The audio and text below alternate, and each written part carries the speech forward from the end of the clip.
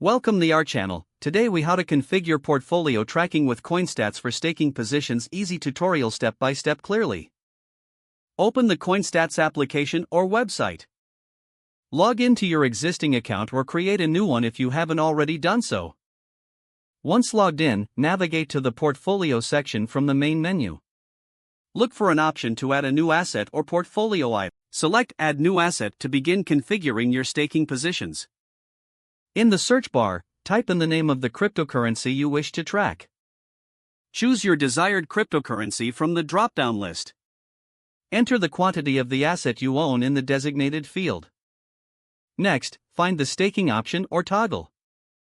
Activate the staking feature by switching the button to the on position. Input the amount you are staking and the staking rewards percentage if applicable. Verify that all entered details are accurate to ensure correct tracking. Press the Save or Add button to finalize the addition to your portfolio. Repeat the process for any additional staking positions you wish to configure. Once your staking positions are added, review the overall portfolio to observe your total holdings and staking rewards. Explore the analytics features to track performance over time. Adjust any settings as necessary to fit your tracking preferences. You have now successfully configured portfolio tracking for your staking positions on CoinStats.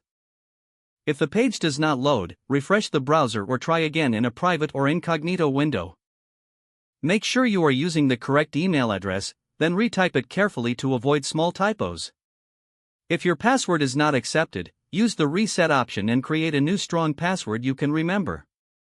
Check your spam folder for verification or security emails, then complete any requested confirmation steps. Enable two-factor authentication if available to improve account security and reduce unauthorized access risk. After signing in, review your profile details so your contact information and settings are accurate. If you see an error message, note it down and try again after restarting your device and internet connection.